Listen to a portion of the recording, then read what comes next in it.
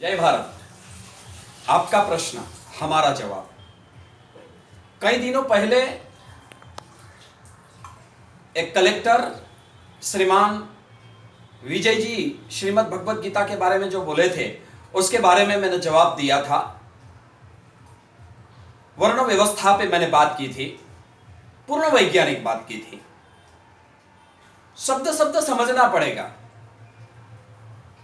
बिहार से हमारे सोनू का प्रश्न है कि सारी समस्या जातिवाद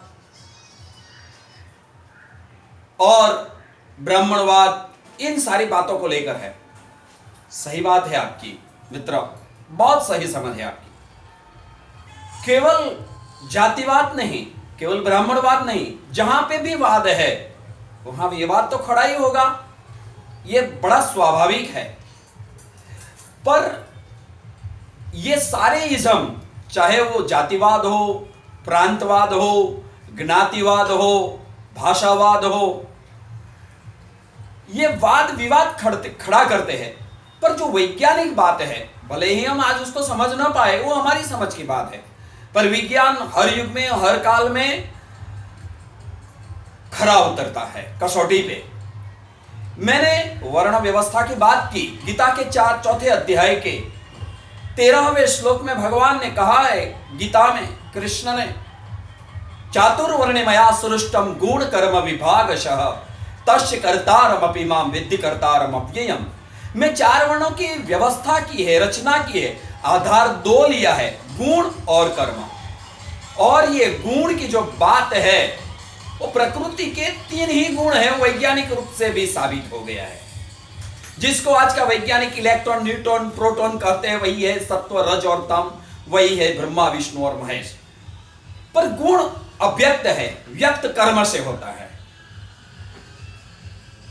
जो 18वें अध्याय के 42वें श्लोक में जिसके स्वाभाविक कर्म बताए वो ब्राह्मण है।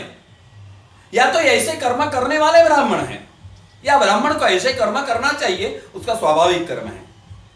18वें अध्याय के 43वें श्लोक में क्षत्रिय के स्वाभाविक कर्म है। ऐसा कर्म आपको जहां पे भी दिखाई पड़े तो मानना ये क्षत्रिय है, या तो क्षत्रिय को ऐसे ही स्वाभाविक कर्म करने चाहिए। और 18वें अध्याय के 44वें श्लोक में खेती करना, गौपालन, गौरक्षा करना और व्यापार करना, ये वैश्य के स्वाभाविक कर्म है। यानी ये स्वाभाविक कर्म आपको जहां पे भी दिखाई पड़े वो वैश्य है, या वैश्य को ऐसे स्वाभाविक कर्म करने चाहिए। और 4 वर्ण की सेवा करना शूद्र का स्वाभाविक कर्म है। यानी कि कहीं में भी आप सेवा देखोगे तो वह शूद्र वर्ण में आता है, या तो शूद्र वर्ण को ऐसे स्वाभाविक कर्म करने चाहिए। अब ये कर्म से आदमी के बारे में पता चलेगा कि कौन से वर्ण से है, क्योंकि कर्म व्यक्त है, मैनिफेस्ट है। अब ये साइकोलॉजिकल टाइप है, और साइकोलॉजिकल टाइप जो है वो स्वाभाविक है, प्राकृतिक है। Nobody can change it. अगर उससे अलग कार्य करता है तो वो खुद समस्या में पड़ता है। तो ये वाद नहीं है, 4 वर्ण ये वाद नहीं है, ये वैज्ञानिक साइकोलॉजिकल टाइप है। हां, एक बात जरूर है, अपने देश में एक दुर्घटना घटी कि फलाना यानी ऊंचा और फलाना यानी नीचा। कोई ऊंच नीच नहीं है, सभी में एक ही शक्ति विद्यमान है। जो ब्राह्मण अपना स्वाभाविक कर्म करके जिस परमात्मा को, जिस ब्रह्म को, जिस अव्यक्त को प्राप्त हो सकता है, वही उपलब्धि, वही डेस्टिनी को प्राप्त कर सकता है शूद्र 4 वर्ण की सेवा करके। उसमें ऐसा नहीं है कि शूद्र को परमात्मा थोड़ा कम मिलेगा या नीचा मिलेगा, या ब्राह्मण को ऊंचा मिलेगा, ऐसा है ही नहीं। सबको समान रूप में। इसलिए भगवान ने तो वहां तक कह दिया कि उसकी दृष्टि समदृष्टि हो जाती है। विद्या विनय संपन्ने ब्राह्मणे कवि हस्तने सुनिश्चय स्वपा के च पंडिता समदर्शिनः। अगर हम समाज में जो देखने जाए तो ब्राह्मण, क्षत्रिय, वैश्य और शूद्र है, शरीर रूप में भी वही है। हमारा मस्तक यानी ब्राह्मण, हमारी हाथ यानी क्षत्रिय, हमारा पेट यानी वैश्य और हमारा चरण यानी शूद्र। हमारे शरीर में किस अंग को आप ऊंचा और नीचा गिनोगे? जो कार्य चरण कर सकता है वो मस्तिष्क नहीं कर सकता, और मस्तक जो कर सकता है वो पेट नहीं कर सकता, और पेट कर सकता है वो हाथ नहीं कर सकता। अपनी अपनी जगह अपना अपना स्वाभाविक कार्य में लगा है। इसलिए मेरी विनंती है कि आप इस विज्ञान को समझे, किसी धारणा पे जाके या किसी सुनी हुई बात को लेके आगे ना बढ़े, क्योंकि वो तामस द्रुति हो जाएगी। सात्विक धारणा में आइए, और यही विज्ञान है चार वर्ण का।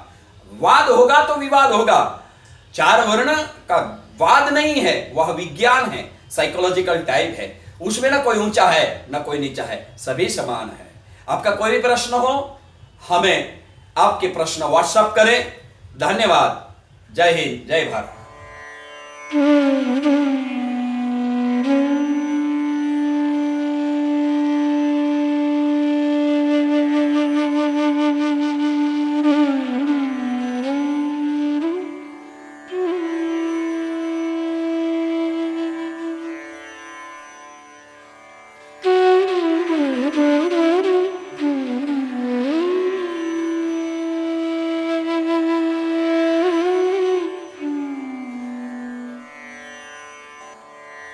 Mm-hmm.